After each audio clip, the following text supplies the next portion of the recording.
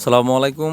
সকলকে জানাচ্ছি অনেক শুভেচ্ছা। তো দর্শক, আজকে যে বিষয়টা নিয়ে কথা বলবো সেটা হচ্ছে ক্রিকেট। ক্রিকেট বলতে গতকালকে যে একটা ম্যাচ আমরা দেখলাম এবং আজকে আমরা যে ম্যাচটা দেখব। গতকালকে যে ম্যাচটা দেখলাম সেটা হচ্ছে ভারত এবং পাকিস্তান, যে কিভাবে খেললো বা কী করলো বা কীভাবে পাকিস্তান হেরে গেলো, তো সহজে সে বিষয়ে আলোচনা করব। এবং আজকে যে ম্যাচটা আছে বাংলাদেশ এবং দক্ষিণ আফ্রিকা, সে বিষয়ে কিছুক্ষণ আলোচনা করব। তো সঙ্গেই থাকুন, আশা করছি আপনাদের অনেক ভালো লাগবে যে সেই বিশ্লেষণগুলো। তো বিশেষ করে একটা কথা না বললেই নয় যে এই পাকিস্তান দলকে নিয়ে সাবেক অধিনায়ক ওয়াসিম আকরাম বলেছেন যে আসলে এই দলটা 10 বছর ধরে কি খেলতেছে। আসলে তারা মনে করে যে তারা বাদ হবে না, এই কারণে যে কোনো এই বিশ্বকাপ বা বড় টুর্নামেন্ট যদি হারে তাহলে বাদ হবে কোচিং স্টাফরা।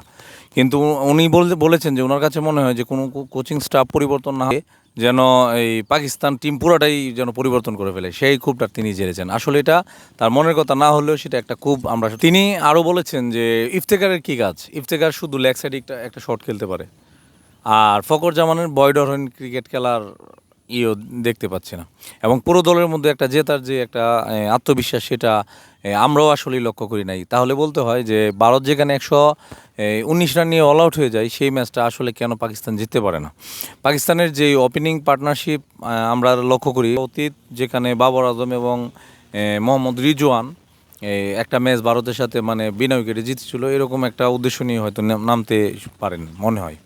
তা না হলে কেন এই যে ফাকার জামান আছে ওপেনিংয়ে, বললাম যে এক পর্যায়ে যখন এরকমভাবে খেলছে, যখন স্কোরটা একটু কম, আসলে একটু দৌড়ে বেঁধে খেলে নিয়ে যাওয়াটা শুরুতে এরকমই মনে হচ্ছিল। কিন্তু একটা পর্যায়ে গিয়ে যেখানে কয়েকটা উইকেট পড়ে গেল, তখন হয়তো বোঝা গেছে যে আসলে ম্যাচটা এই ইফতেখার আহমেদ আছে এবং ইফতেখার আহমেদ যখন 37 বলে 36 রান লাগে, তখন কেন তারা হিট করলো না। এখানে ইফতেখারের একটা বল আমি লক্ষ্য করেছি, সেটা হচ্ছে এই জাসপ্রীত বুমরার যে বল, একটা ফুল টাচ বলের মধ্যে এই ইফতেখার এভাবে সিঙ্গেল নিয়েছে, ঠেলে দিয়ে সিঙ্গেল নেয়। এটাই আসলে মনোভাব, এখানেই পাকিস্তান হেরে গেছে বলা যায়। কারণ মনোভাব এরকম যে বুমরার বল আমি খেলবো না, এরকমভাবে বল খেতে খেতে একটা পর্যায়ে গিয়ে সর্বশেষ লাগে একবারে 18 রান। স্ট্রাইকে হচ্ছে আপনার নাসিম শাহ কী করবে, নাসিম শাহর উপরে সব দায়িত্ব ছেড়ে দিয়েছে। এরকমভাবে আরও দুইটা বড় টুর্নামেন্টের বড় দুইটা জয় নাসিম শাহ এনে দিয়েছিল। সবসময় কি নাসিম শাহ এনে দেবে? এর আগে ইমাদ ওয়াসিম ইফতেখার আহমেদ কী করলো? যেটা মারার বল মারে নাই, যেখানে রান নেওয়ার মতো একটা সাহসিকতা দেখানো দরকার সেটা করতে পারে নাই। এখানে আসলে এই পাকিস্তানের যে ব্যাটিং লাইন আপ, তা নিয়ে আসলে একটা প্রশ্নের মুখে বলা যায়।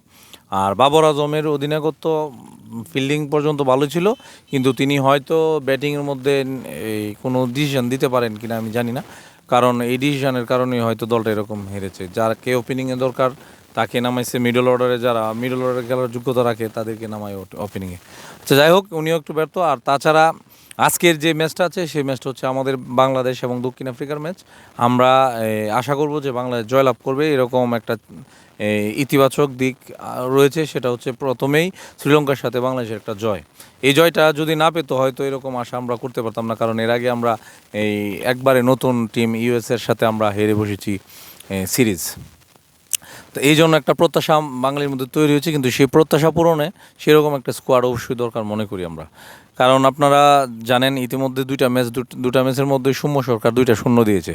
এখনও যদি তাকে আবার এরকম মূল একটা টুর্নামেন্টের মধ্যে পরীক্ষা নিরীক্ষাই করে কোচ এবং অধিনায়ক, তাহলে মনে করব যে আসলে তারা তাদের মানে বিকল্প তৈরি তো করতে পারেন আমরা জানিয়েই, তারপরে একবারে তারা পুরোপুরি ব্যর্থ। তাহলে ওপেনিং কে করবে? ওপেনিং করতে হলে তানজিদ হাসান এবং লিটন দাসকে দিতে হবে। আর আপনি সৌম্য সরকারকে বসিয়ে মিডল অর্ডারটা একটু শক্তি করতে পারেন জাকের আলী অনেককে নিয়ে। এরকমভাবে টিম ম্যানেজমেন্ট যদি চিন্তা করে এবং টিম গঠন করে, হয়তো জয়ের একটা আশা লক্ষ্য করা যেতে পারে এবং হতেও পারে। কারণ এই শুরুটা করেছে দুর্দান্ত, এরকম একটা আশা অবশ্যই থাকতে পারে। আর তাছাড়া দক্ষিণ আফ্রিকা দলকেও মানে আপনি কোনো রকমভাবে ছোটো করে দেখতে পারবেন না। অবশ্যই তারা বড় দল এবং তাদের ক্রিকেটাররা অনেক ফর্মে রয়েছেন। বিশেষ করে এই wicket keeper batsman Quinton de Kock তো ওপেন করেন, আরেকজন আছেন হেনরি ক্লাসেন, উনিও খুব মারাত্মক ডেঞ্জারাস। তাছাড়াও প্রত্যেকটা ব্যাটসম্যান খুবই টি-20 যোগ্যতা সম্পন্ন ব্যাটসম্যান, যেমন ক্রিস্টান স্টাবস আছে, মার্করাম অধিনায়ক। তারপর বোলারও তারা খুবই সমৃদ্ধশালী এই জন্য যে বলাই যায় যে আসলে বাংলাদেশ যদি ভালো একটু লড়াই করতে পারে, খেলতে পারে, তাদের সাথে মানে জয় সম্ভব একটা আশা করা যায়। তো দেখা যাক এরকম আবার সৌম্য সরকারকে আরও সুযোগ দেওয়া হয় কিনা, নতুনদেরকে সুযোগ না দেওয়া হয় কিনা, এরকম একটা দোলাচল তো অবশ্যই থাকবে। তো সবাই আশা করছি যে বাংলাদেশ আজকের ম্যাচে জয়লাভ করুক। তো দেখুন কি হয় শেষ পর্যন্ত। সকলে ভালো থাকুন, সুস্থ থাকুন, সুন্দর থাকুন। আমরা আবার একটা আলোচনা করব বাংলাদেশ খেলার পরে, আমরা অবশ্যই একটা আলোচনা করব, সেটা দেখার জন্য আমাদের সাথেই থাকুন। ধন্যবাদ সকলকে।